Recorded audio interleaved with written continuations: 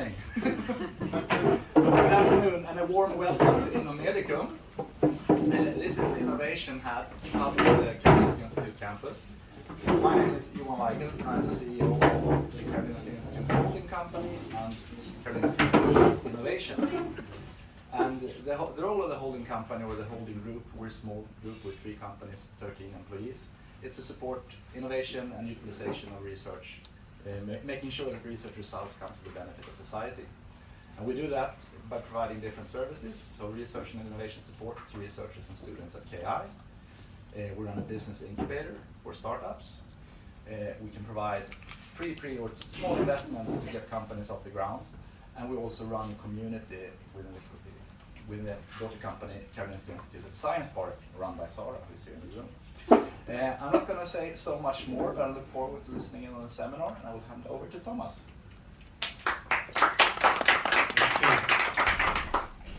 So, no surprise, I'm Thomas. I'm the Global Director for Innovation for UNICEF, and it's really a pleasure to be here. Thank you for hosting us, and really wonderful to come together.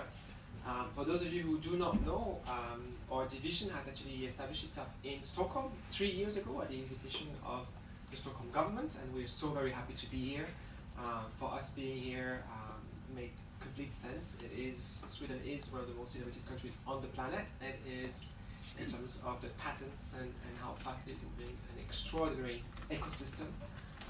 And Karolinska has been already one of the partners we have been really trying to connect closely and more closely as years come by, so that we better understand how far you're taking research and how far we can then ideally help connect that to our country offices' work in the field. We work in about 155 countries.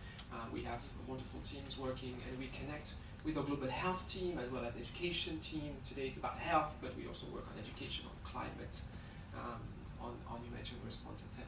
So part of what we are trying to do is really understand what others are inventing, how we can make sense of that, and whether that holds potential for children and for the acceleration of our own work and impact for these children, alongside the governments that we work with, of course, trying to understand the best value added and the cost effectiveness of those solutions so that we understand the scale potential. It's all about trying to understand what works and what is scalable. For us is really where the sweet spot is.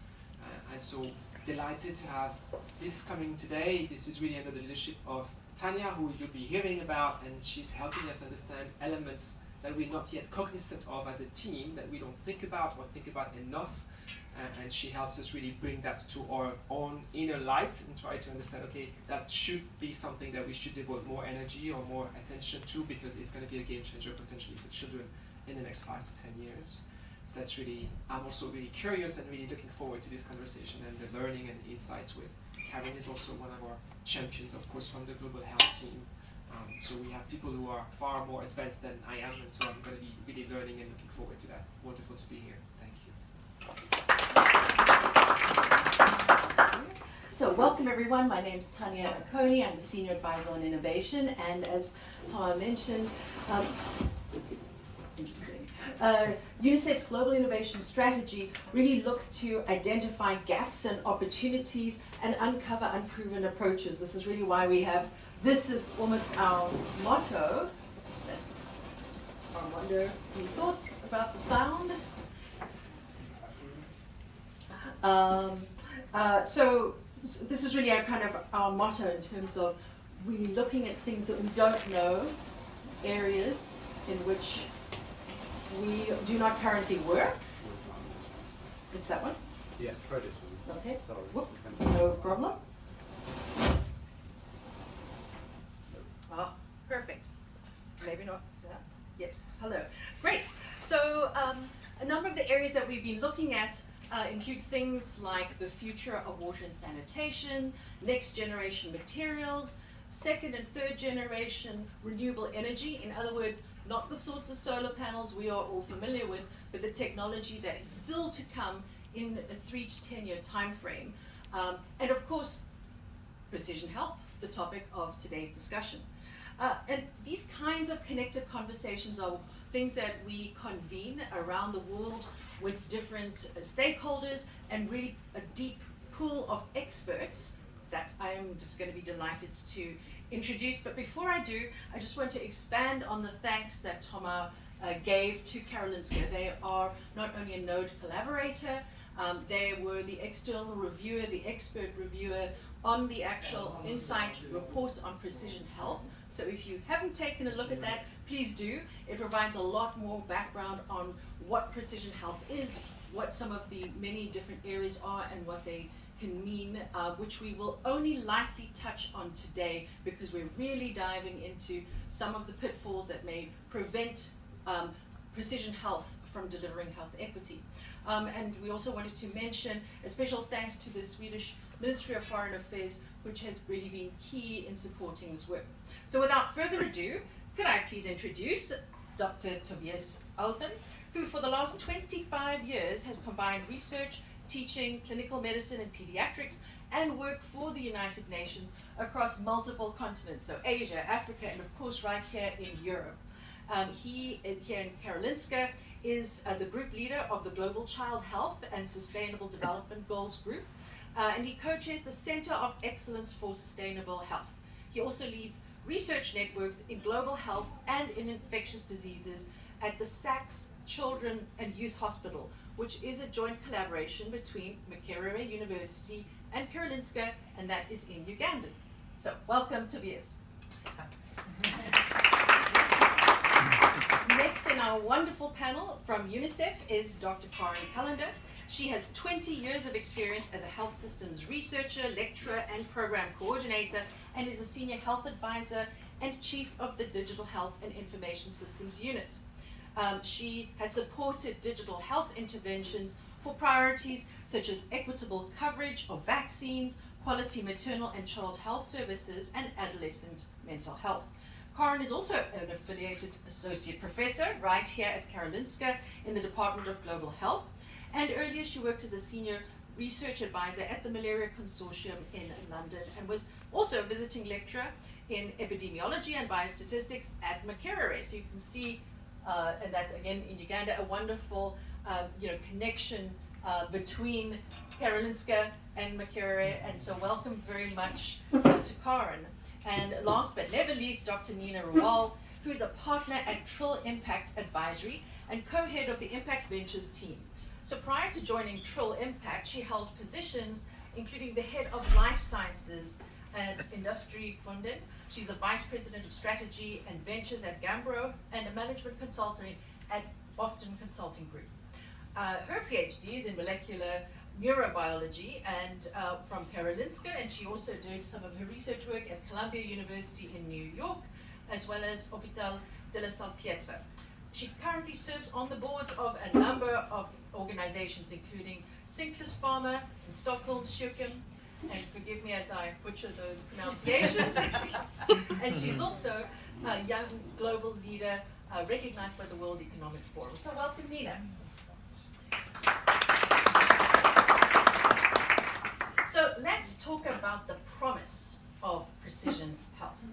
This emerging field is about a completely different model of healthcare, one that considers differences in people's genes, environments, and lifestyles, and formulates preventative strategies and treatments based on an individual's unique background and conditions.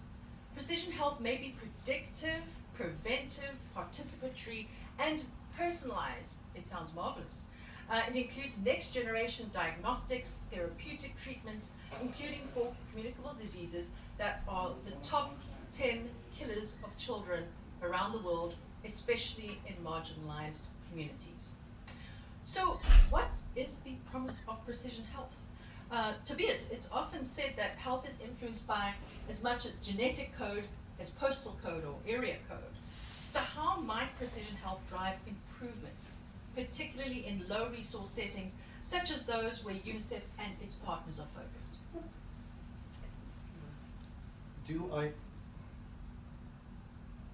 Is this working? Yeah, it does work. Thanks so much. And I want to start just to say thanks to you, Tanya, and the team and UNICEF for organizing this, because I think it's so important when we discuss precision health. It's very, very common that people think that this is just something for high-income countries. And again, I'm very afraid that health equity will actually be even worse off when we discuss precision health. And therefore we need conversations like this.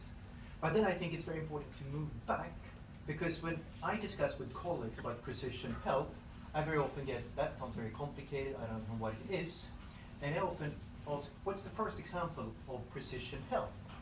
And take 2 seconds just, what's your example? What is precision health for you, the first example? Anyone would like to share? No, okay. I often use the example 120 years ago. And it's actually, for 300 years, different physicians tried to donate blood from someone or from an animal to someone. It didn't work. All patients died. Everybody said, this is not possible. You can't take blood from someone and give it to someone else. Then Landsteiner, a German physician, started doing research and saw different blood types. You need to check out for the ABO system, not HBO, but the ABO system. And then suddenly he realized, if you just check that, then you can start donating blood. That's personalized medicine, personal health. It's 120 years ago. And then he continued doing research on that. You got the RH plus minus, and now you have more than 30 different blood types. You get better and better in personalizing that. But that's 120 years ago, and that's also precision medicine to me. And therefore, this is not now what we have with the new genetics, what we have with computer science, AI, machine learning. We can do so much more, but it's not something completely new. We're just building on what we have been doing for a long, long time. And therefore, it's so important that this is not something that stays just in high-income countries, but that you look, where do you have the highest burden of disease? It's in low-income countries and middle-income countries today. And what are the health needs there? And there, just look at sickle cell anemia. We didn't know that it was a big problem 20 years ago because kids died of malaria, pneumonia, but now when they start surviving this is climbing up as a very important killer. And now we have treatments for that. It's very, very, very expensive, but you can treat them. And with precision medicine, can you find better ways of doing this? Finding that earlier, start the treatment earlier, and then doing something for all these children. It's the same for malaria. Is malaria just one thing? What's the interplay between genetics and the mosquitoes and the malaria parasite? Can you find that? What can you do? And then we need to work together, researching in high-income countries with researchers in low-income countries, sit and discuss from the beginning, what are the problems, what can we solve together, then we can deliver on precision health. And I think that's a perfect segue for me to ask Karen. Karen, you have worked in so many countries, exactly the ones that Tobias is painting the context of. What do you see as the potential of precision health in those contexts? Excuse me. I think that precision health to me is not just also, it's not only about the individual. It is about the individual, but I think that many systems are not tailored or set up yet to handle each individual's genetic sort of profile to be able to tailor the healthcare. Even here in Sweden, I mean, all of those people who've done 23andMe who know that they now have a potentially a risk of developing early onset of Alzheimer's. How would their healthcare system handle that? Probably not. But what I think the real value for the children and mothers in low and sort of low income countries is to take the precision health to a community level and maybe first household level, but even communities and areas where you can sort of predict and prevent illness based on risk profiles. We can use data much more intelligently these days to understand through modeling, through surveys, through GIS data, which children are likely to not be vaccinated for any vaccine. We can pretty much profile them using AI, knowing where they live, how far away from a road, what sort of the landscape looks like. We can pretty much predict which mothers will not go to antenatal care. So I think that kind of risk profiling and building that into the response is where a lot of the potential is with precision medicine and precision health. And if we look at where UNICEF particularly could take this up into our work is to build it into the what we do in community health. We have a big push for revitalizing community health programs. That's the primary healthcare strategy that will reduce child mortality. We have evidence that well-trained, equipped, and paid community health workers can reduce 60% of child deaths. So now there's again a big push. It's not a new strategy, but it's again on the top of many of the donors and partners' agenda to make this really work.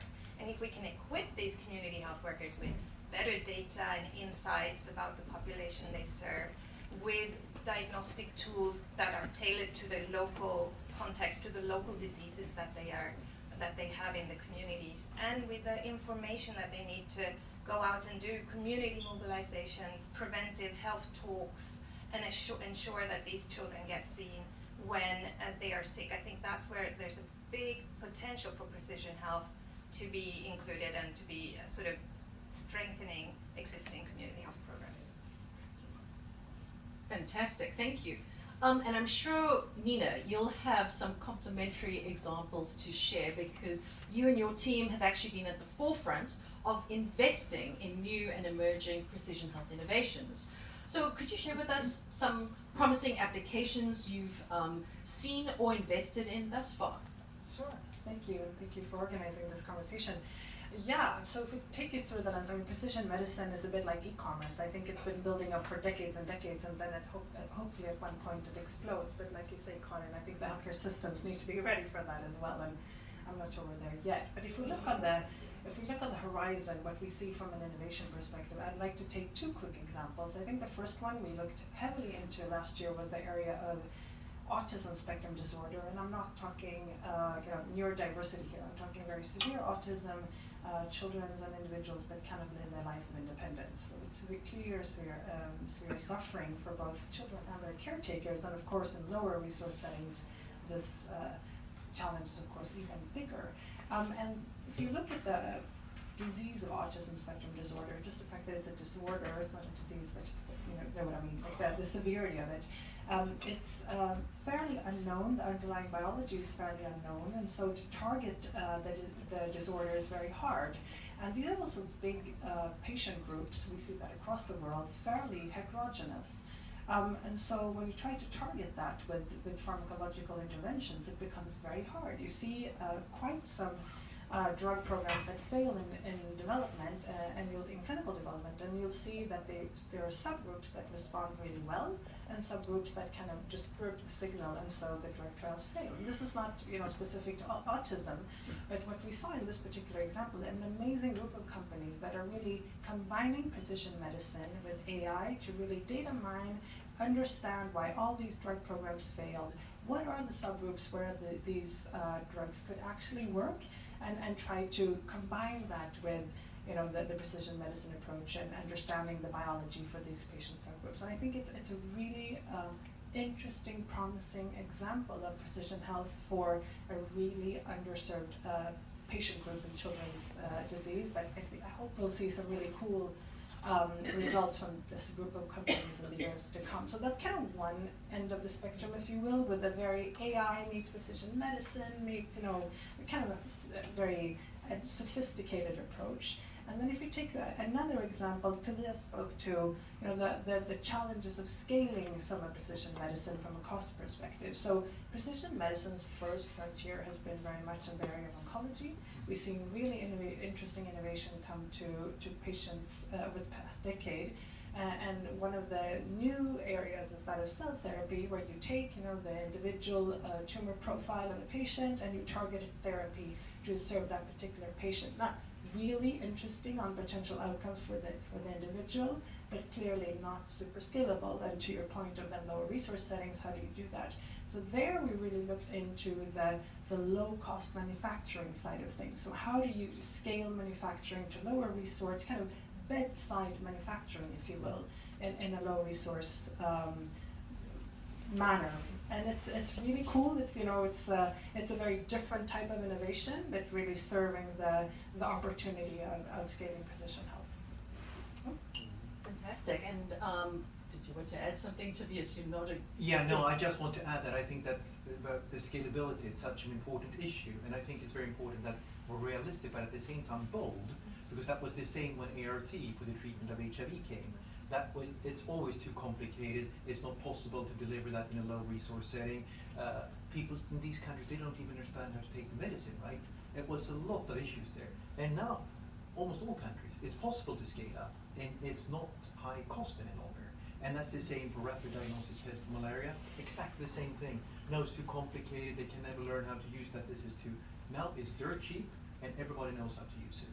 And I can teach anyone here to use it in 15 minutes. So I think we really need to look far away in the future, and it's not what we can do today.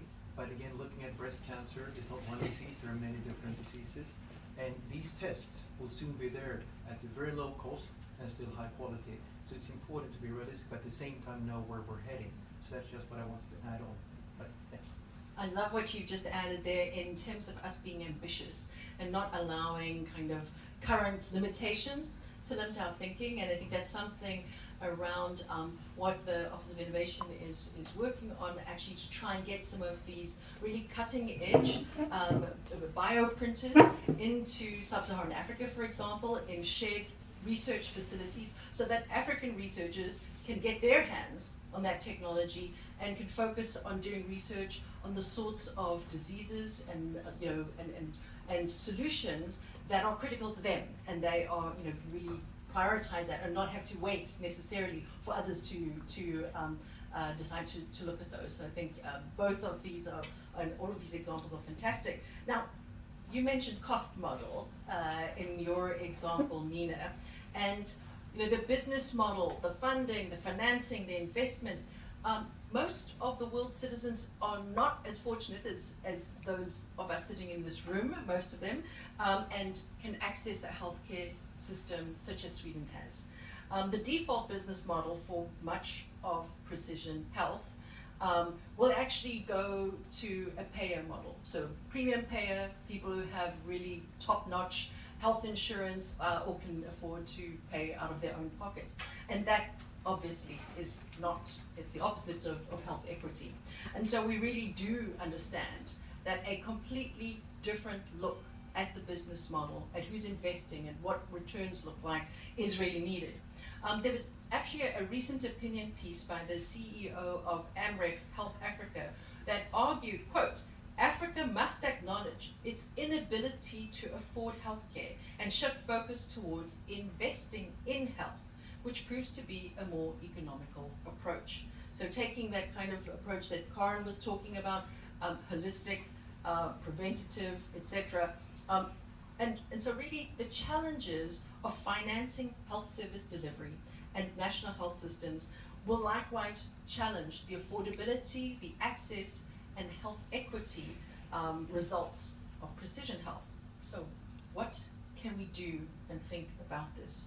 So I wonder if we could share, maybe Karen, you first, and then Nina and Tobias, you could wrap it up, in terms of what do you see as some of the most pressing challenges related to funding, financing, business model, and precision health, and how would we need to start thinking differently about that aspect? So, Karen.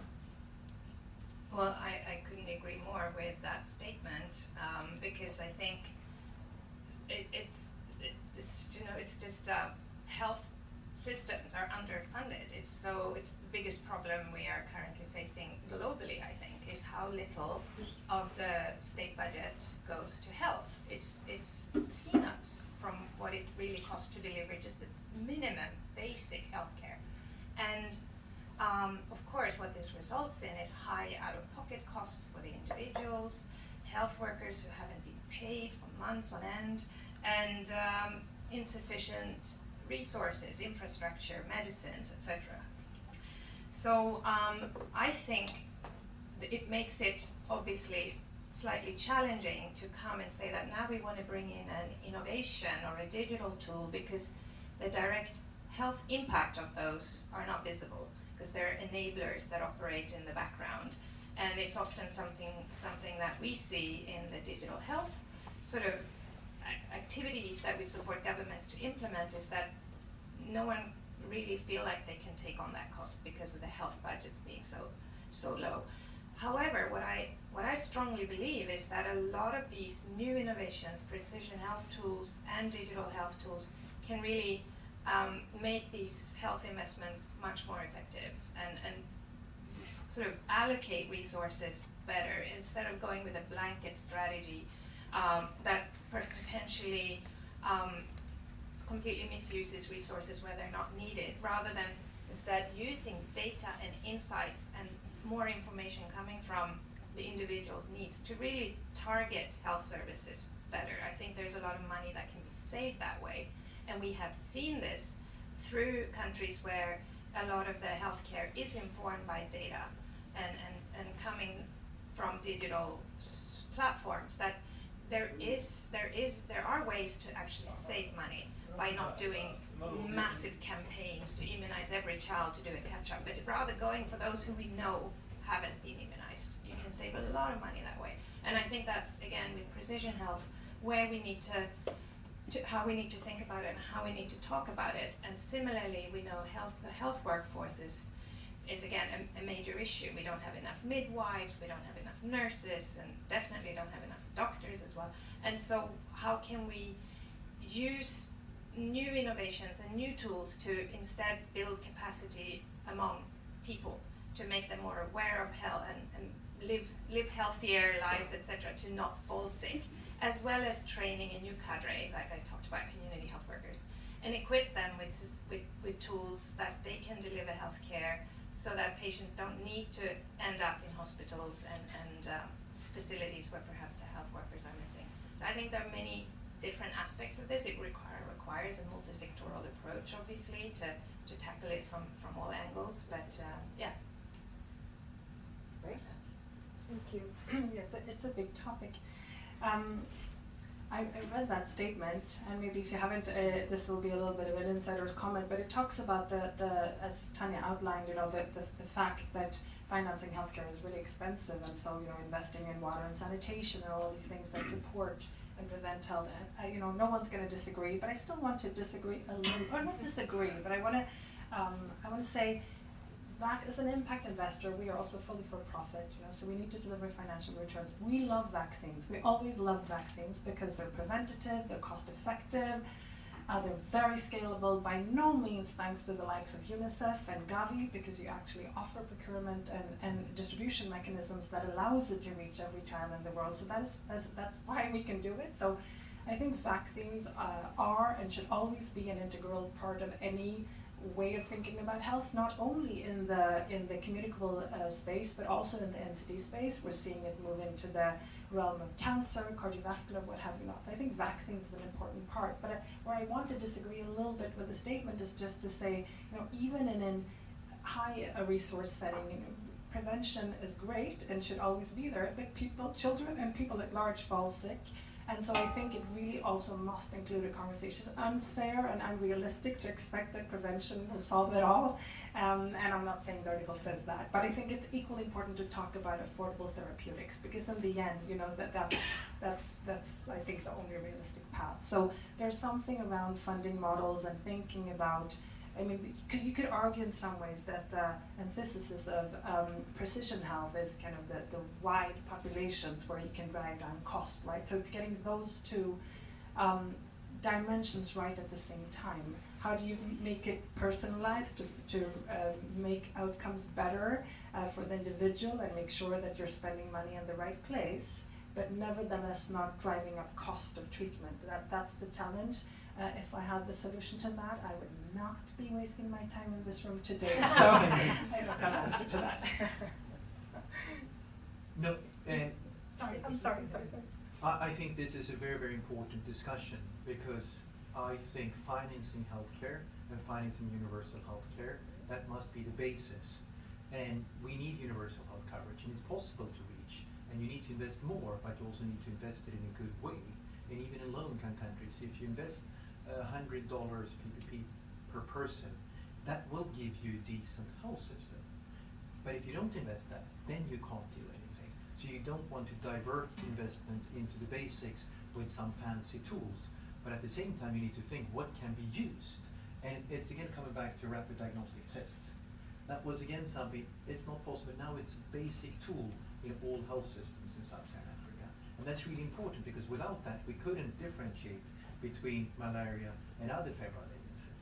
So we need some tools, but not spend everything on something very fancy and then forget the basics. It's very, very important. And then I think coming back also to what you said, out-of-pocket expenditure, it's a big issue in many countries. In some countries up to 80%. And now WHO and others say 20-25% maybe overall in the health system, but not more should be out of pocket. And I think that's very important, because otherwise you have this poverty trap. You fall in, the family needs to pay too much, and then you live into poverty again. And that's extremely important. And then coming back to vaccines, I think it's extremely important, but it's not like all vaccines are good. Many vaccines are good, but then we need to be very rigorous. What do we want to invest in? Are they good? Because sometimes during the COVID pandemic, it was like, are you for or against vaccines? And I think that's like, are you for or against drugs? I mean, there are good drugs, good vaccines, bad vaccines. And therefore it's very, very important when we discuss that. But the vaccines that UNICEF has in its portfolio, I mean, they're lifesavers. They save millions of lives, and there we should invest in that, and in a small way. So I really think when we discuss precision health, we cannot forget the basics, and it's the basics that will deliver most still, and we need to start there. And then the whole discussion about prevention and finding that balance, it's very, very important. But prevention is also very, very important, but it's not enough. And I just wanted to add that I think the role of middle-income countries is super important here, because I think sometimes in these type of conversations, and I understand that the biggest challenge is the very low resource settings, but they are also the hardest. But the middle-income countries is actually the segment that we look to when we say that we want to accelerate access outside high-income countries. You know, of course, there are the challenges you speak to of both kind of the out-of-pocket dimension and so on, but it's still there where if you find a flexible pricing model, you can still make these investments financially sustainable. And I think that, you know, we'll get to that, but I think that's a huge opportunity. And I think for the players like UNICEF, I think that group is very essential if you want to try to do innovative things. I mean, I think there's two interesting thoughts for me that have come out of just this round of points. One is the idea of, for different types of interventions, where is the inflection point on cost and scale? And it's different, and it can be pushed over time and be pushed because things become sort of cheaper. And two, I think the point that you made, Tobias, about things that couldn't be done before or had to be imported now no longer need to be. So in countries across sort of sub-Saharan Africa, we're looking at local production of things that had to be completely imported always. So diagnostics being a key example, changes and in the technology underlying how diagnostics are built, researched, designed, and produced. Again, I love the example you gave, Tobias, of a technology that's existed for many years. So a particular initiative in biotechnology in Aptimus that UNICEF has helped to support is around a sort of technological change that was discovered sort of 45 years ago, but today is allowing us to support research that really develops sort of malaria speciation tests. So not only what fever, is your fever malaria, but in places where there's co-occurrence of different types of malaria, then what sorts of medication do you need? And I think that comes back to Karin's point, which is it's not that we need to have a challenge on do we invest in new ways of doing things or do we invest in the basics, but sometimes the new ways of doing things, the new analysis that precision health can bring helps us to do the basics better and more cost effectively. So it's really about finding that sweet spot, I think, Karin, that you mentioned. And Tobias, when we were planning this session, one of the things you mentioned was, I want to talk about practical actions. So let's not leave the seminar just talking about things in sort of concept alone. And that's really what we want to focus on in this last session before we turn to the audience, so get any questions that you may have ready.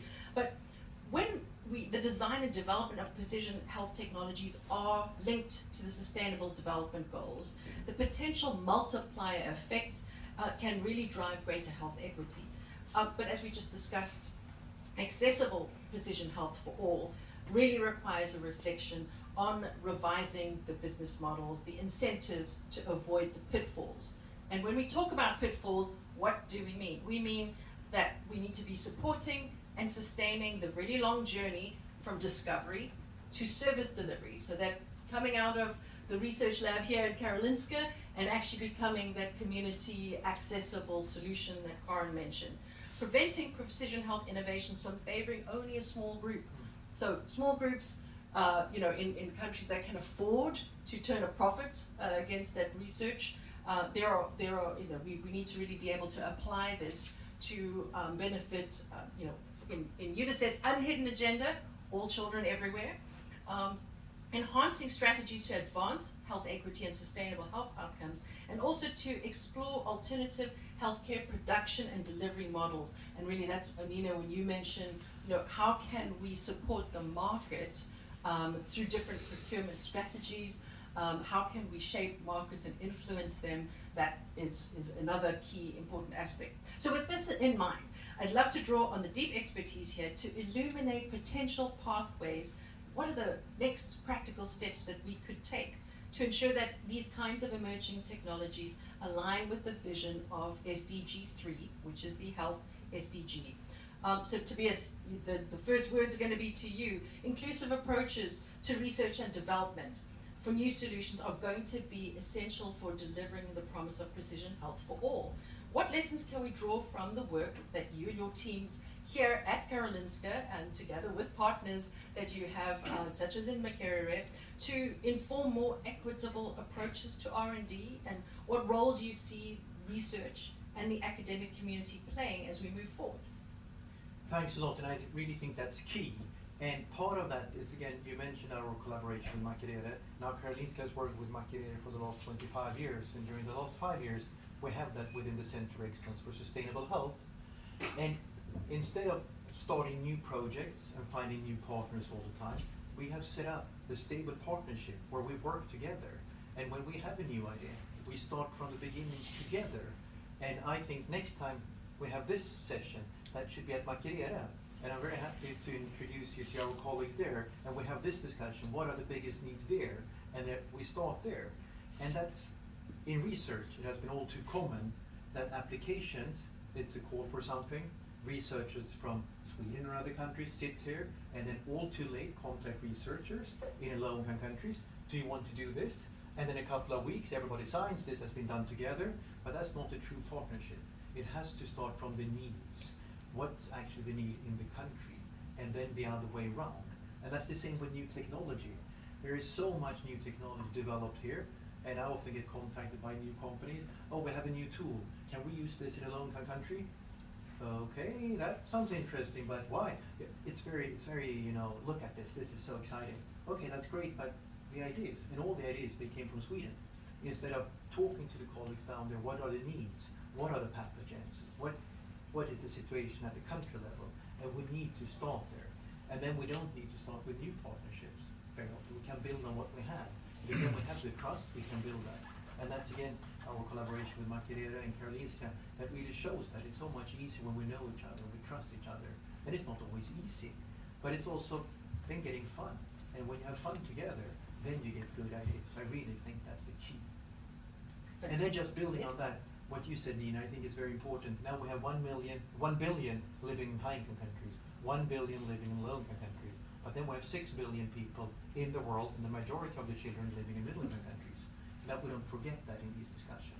And it's much easier often to take something from a country to middle-income country to a low-income country. And more often it actually starts in the middle-income countries, then moving from there to a high-income country. And both India and China, I mean, the explosion of innovation, what's happening there, and that we work together.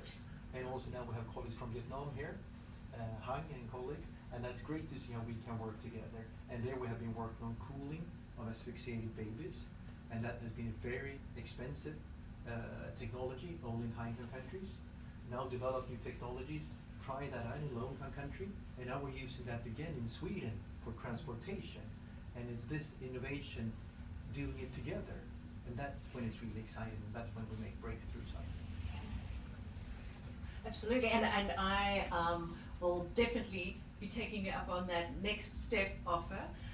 The nodes are transdisciplinary collaborations with preeminent institutions around the world, so Karolinska, Harvard, Cambridge, the Rhodes University Biotech Innovation Centre, University of Technology Sydney, and others. And we would love to have Makerere as part of those, so we will definitely follow that up. And we would love to have a similar symposium there, because these are global opportunities. They're also opportunities for the globe to fall into the sort of many pitfalls. And you're right, it is about having those collaborations and that thinking from all those different perspectives that is so essential. So Nina, I know you have something to add, but I'm going to add my question to you, and you can do 2 for 1.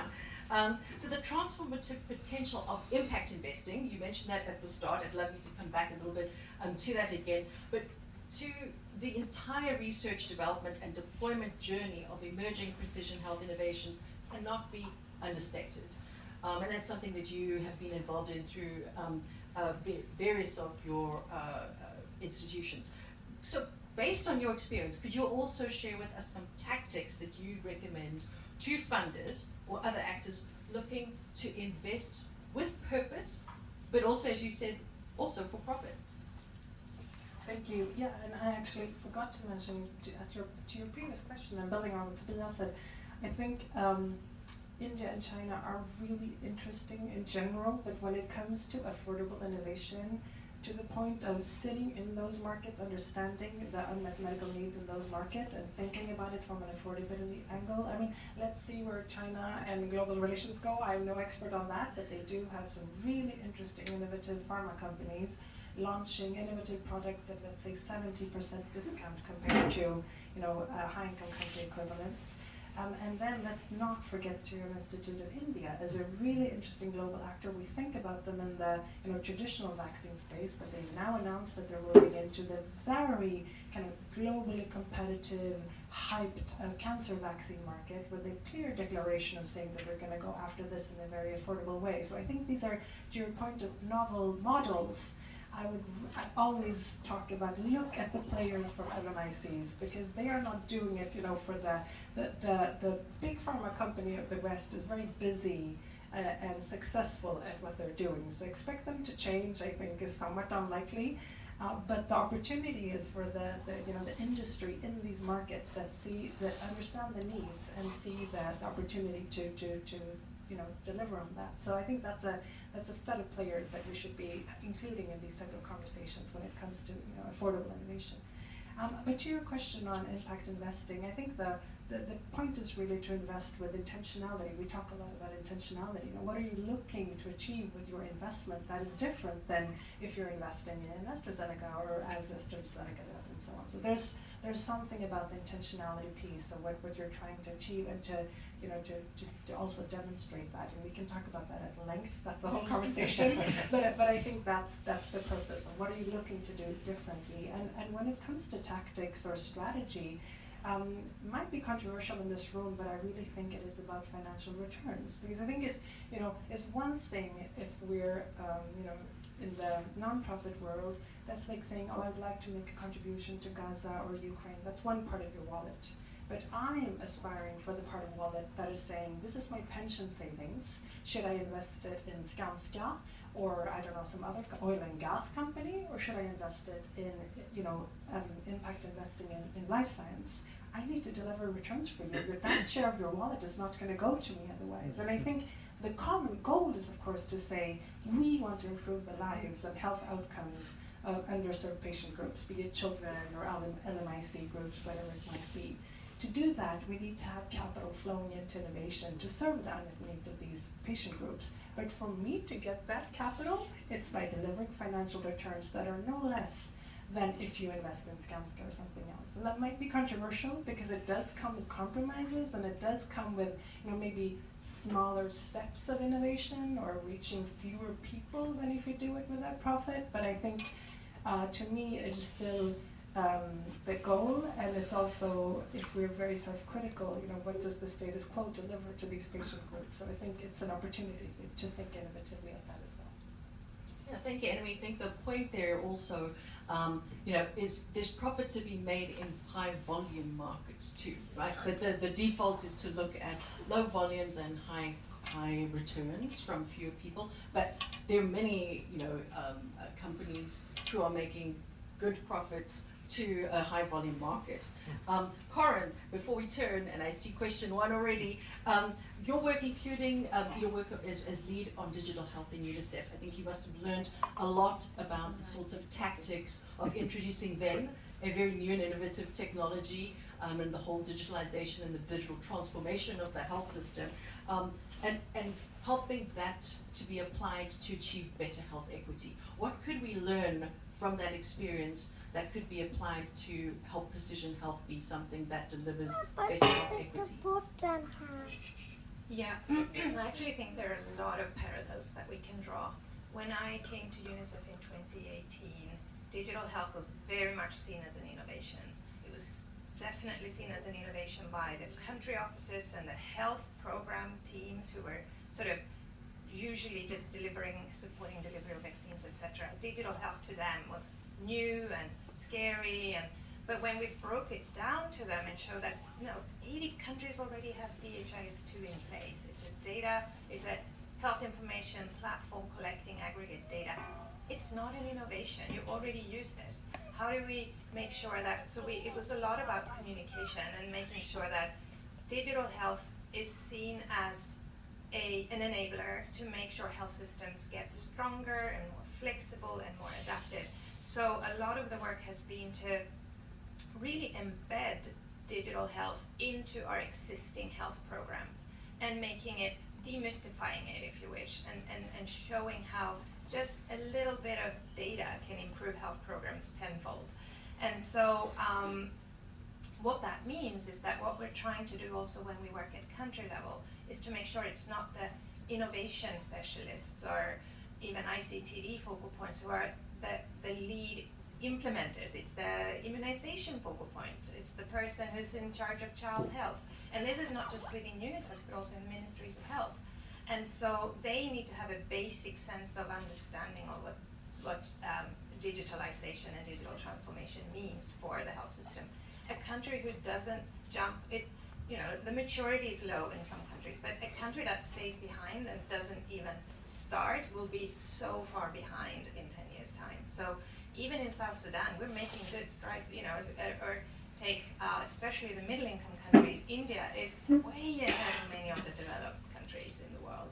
And one thing that we see for where it works best is when it's entirely integrated into the health program, meaning health staff are trained in service, nurses, etc., are getting digital literacy training as part of their in-service training. Equipment and infrastructure is budgeted as part and maintained as part of other equipments used in the health facility, or costs related to support and platforms maintenance, etc., is part of health budgets. We have a long way to go, but that's where it needs to be, and it needs to be at a level that's right for each setting. There's no one blanket approach here. Every country has to have its own, based on its own maturity, the right level of digital transformation.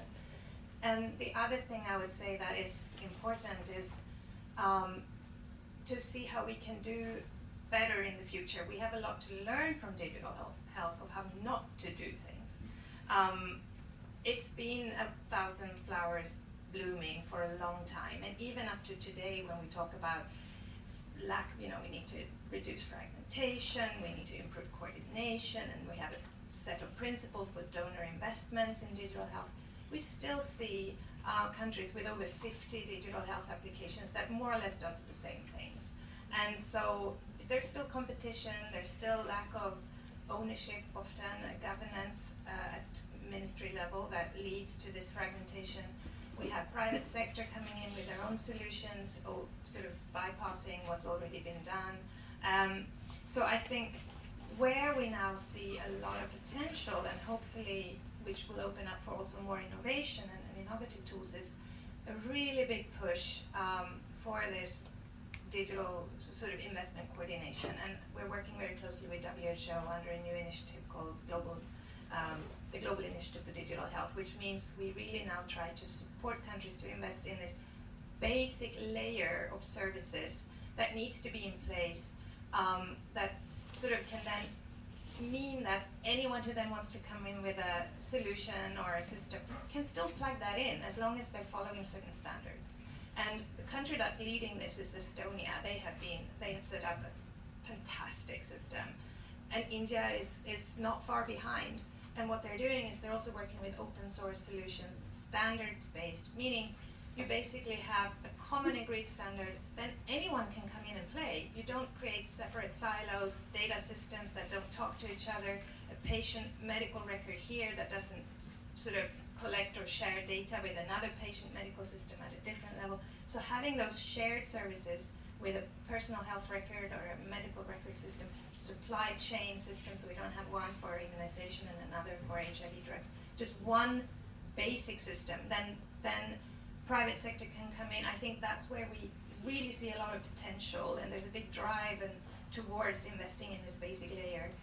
And but then of course the big elephant in the room is always, if we have open source platform, what's the business model that will sustain these? And it's a thing we haven't cracked yet, and I think even coming in with low cost diagnostic tools or whatever they might be, someone will need to pay for them in the end. And we are working in markets with, like we talked about earlier, there isn't much purchasing power, and it's again a lot of learnings we still need to do in the digital health spaces, look at what a good business model will look like for open source platforms.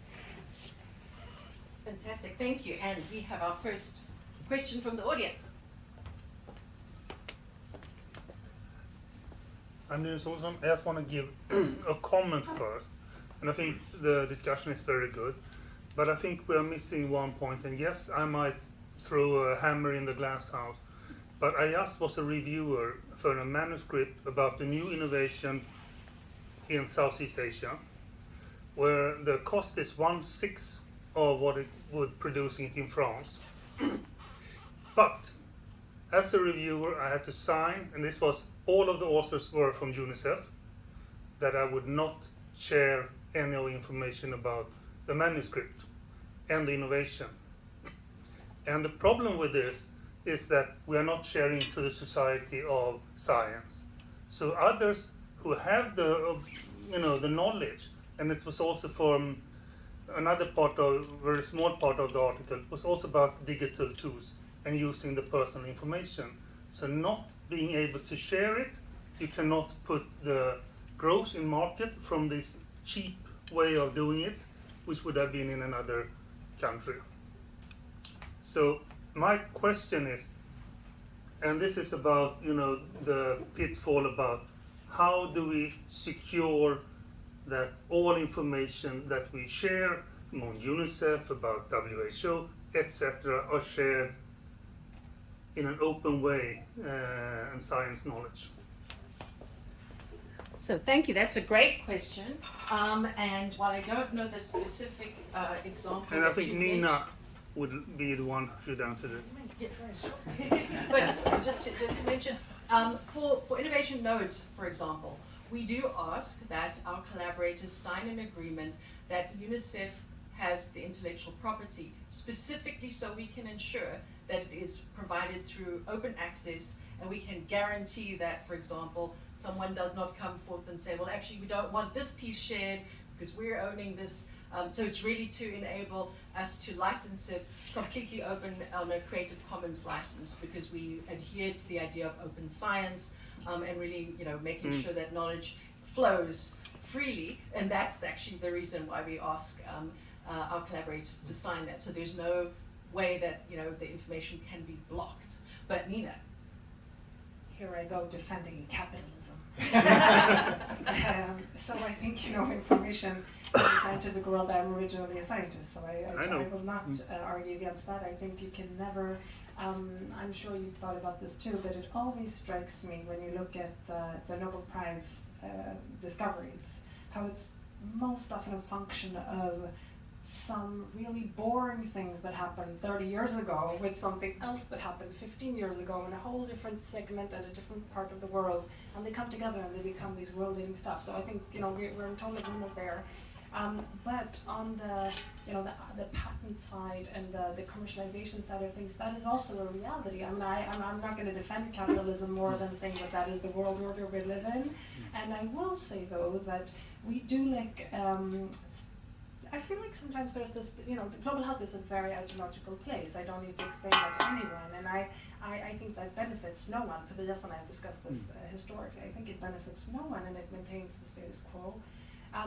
And I would say that the reality is that if you're supposed to scale these things and make them for profit, I think that's what creates financial sustainability. And then you need to play by those rules of IP. So I don't know this particular case, but of course, if you need to protect something to generate IP, I think that's the world we live in. And I know that there are scholars who think about what a world without IP and other incentives and so on would be. I am not an expert in that, but I do think we see a lot of really interesting things that do not scale to the world because they didn't bother to protect it with IP. So I could actually make the opposite case. Yeah.